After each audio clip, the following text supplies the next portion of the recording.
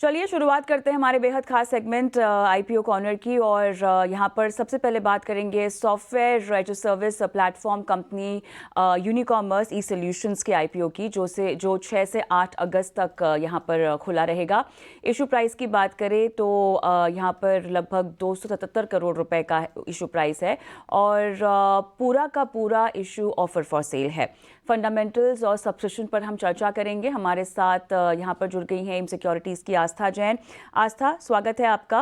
और यूनिकॉमर्स के आईपीओ को लेकर देखिए, प्राइस बैंड भी 102 से 108 रुपये प्रति शेयर रखा गया है। पूरा का पूरा इशू जो है वो ऑफर फॉर सेल है।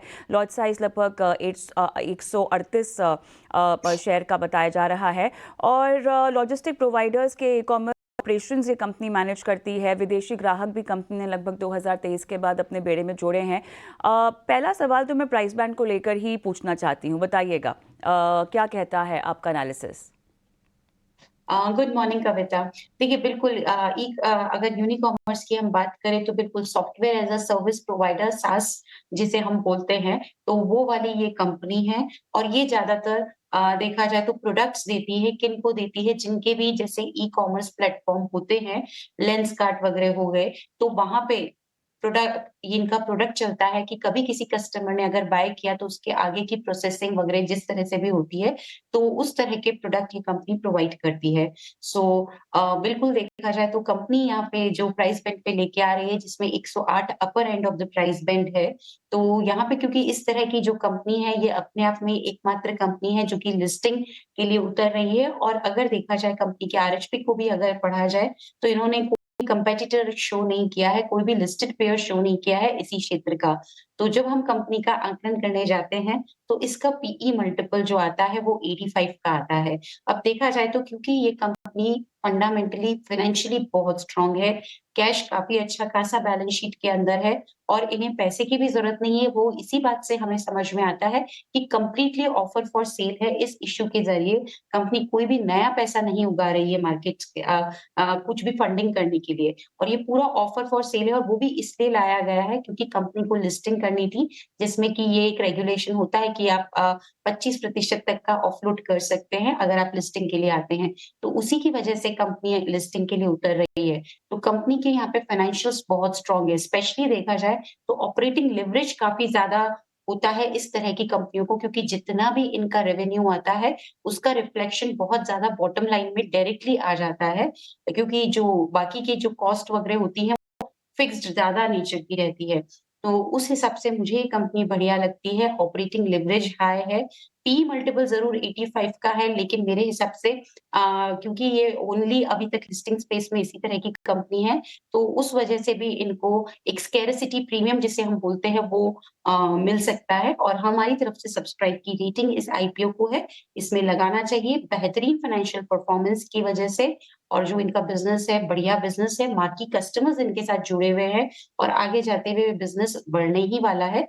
तो सब्सक्राइब की रेटिंग लिस्टिंग इन और लॉन्ग टर्म दोनों ही नजरिए से है। लेकिन एक चीज मैं जरूर बोलना चाहूंगी, मार्केट का अभी कंडीशंस जैसा कि हमने देखा बहुत उठापटक वाला है। तो लिस्टिंग के दिन अगर मार्केट का मूड माहौल कल की तरह ही रहा, तो सीमित लिस्टिंग गेन होने की भी उम्मीद है। लेकिन यहाँ पे फिर भी मैं लगाने की ही सलाह दूंगी। तो सब्सक्राइब करिए लिस्टिंग गेन और लॉन्ग टर्म पर्पस दोनों ही पर नजरिए से इस आईपीओ। बहुत स्पष्ट तरीके से आस्था जी ने इस आईपीओ पे आपको राय दे दी। खासतौर पे आम इन्वेस्टर जो आईपीओ में पैसा लगाना चाहते हैं, उनके लिए ये राय बहुत मायने रखती है।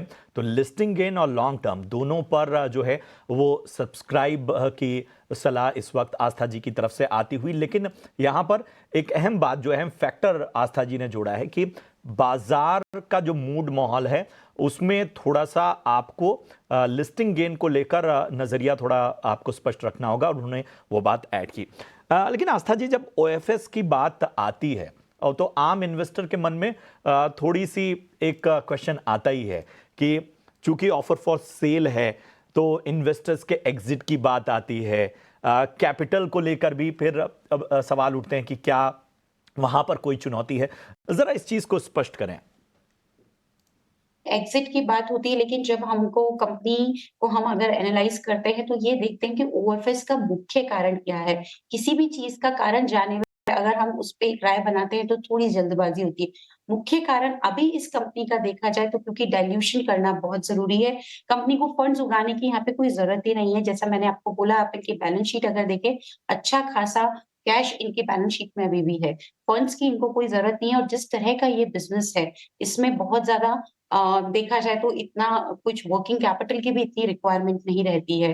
तो उन सब नज़रिए से मुझे ऐसा लगता है कि ओएफएस का एलिमेंट ज़रूर है जो एक बार के लिए प्राइमा फेसी दिखती थोड़ा खटकता है। लेकिन अगर उसके पीछे के कारणों को हम यहाँ पे देखें, तो क्योंकि कंपनी को लिस्टिंग के लिए मार्केट में आना था, यहाँ पे कुछ डाइल्यूशन करना ज़रूरी होता है अगर आप लिस्टिंग के लिए आते हैं और फ्रेश इश्यू की अगर आपको ज़रूरत नहीं है, तो उसी वजह से ये ओएफएस लाया जा रहा है, उसमें कुछ नेगेटिविटी नहीं लगती। एक और चीज़ मैं बताना चाहूँगी प्रशांत जी, इनफैक्ट आज आप देखिए एकम्स ट्रक की भी यहाँ पे लिस्टिंग हुई है।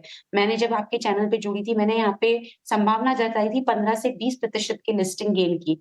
इस मार्केट में जिसमें कि कल तरह का डर का माहौल था, फिर भी उस कंपनी ने अपना यहाँ पे लिस्टिंग बहुत बढ़िया तरीके से यहाँ पे हमने अच्छी लिस्टिंग यहाँ पे होते हुए देखी। तो देखिए मार्केट का मूड मॉल यही लिस्टिंग अगर कल होती तो शायद इतने बड़े प्रीमियम पे हम लिस्टिंग नहीं देख पाते।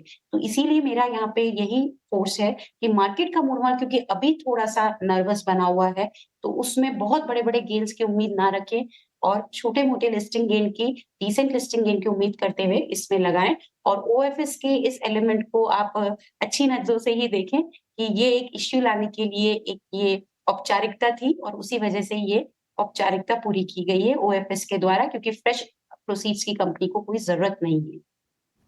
जी बिल्कुल, तो इस ओएफएस को अच्छे नज़रिए से देखा जाए, लेकिन इसके साथ-साथ कंपनी कह रही है कि ज़्यादा कॉम्पिटिशन नहीं है मार्केट में, लेकिन हम जैसे देख सकते हैं कि ई-कॉमर्स एक बहुत बड़ा मार्केट है। तो आपके हिसाब से क्या कॉम्पिटिशन इनको फेस कर सकते हैं ये? देखिए, ई-कॉमर्स बड़ा मार्केट है, कॉम्पिटिशन आएगा भी, ऐसा नहीं है नहीं होता। लेकिन एस्टेब्लिशमेंट कंपनी की किस तरह की है? क्योंकि एक बार जब आप एस्टेब्लिश हो जाते हैं और ये तरह का जो बिज़नेस है, उसमें मैंने जैसा बोला ऑपरेटिंग लेवरेज का बहुत बड़ा फ़ायदा होता है क्योंकि कॉस्ट एक बार जो इनकर हो गई, हो गई। यहाँ पे ये प्रोडक्ट्स प्रोवाइड कर रहे हैं, तो फिर वहाँ पे जितना भी बिज़नेस बढ़ता जाता है, वो सीधा-सीधा आपके बॉटम लाइन में आता जाता है, ऐड होता जाता है। उसका एक एग्ज़ाम्पल भी मैं देती हूँ, अगर आप इनके बॉटम लाइन की ग्रोथ देखें सिर्फ 2022 से 23 और 23 से 24 में तो बहुत बढ़िया ग्रोथ हमने बॉटम लाइन में देखी है as compared to top line. क्योंकि वही बात है कि जो भी टॉप लाइन जितना भी बिज़नेस बढ़ेगा, वो टॉप लाइन में आएगा और उसका एक बड़ा हिस्सा बॉटम लाइन में आके जुड़ जाएगा। तो उस वजह से मुझे लगता है कॉम्पिटिशन रहेगा, तो भी इनको फ़ायदा ही है क्योंकि इनका एस्टेब्लिशमेंट काफ़ी स्ट्रॉन्ग है। ये और इनका अभी मेरे हिसाब से इनका लार्जेस्ट मार्केट शेयर भी है इस क्षेत्र के अंदर।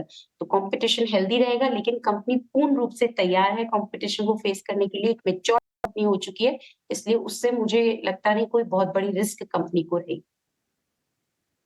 चलिए, तो यूनिकॉमर्स ई सॉल्यूशंस पर ये राय निकल कर आ रही है और आपके लिए मार्गदर्शन आईपीओ में पैसे लगाने का, लेकिन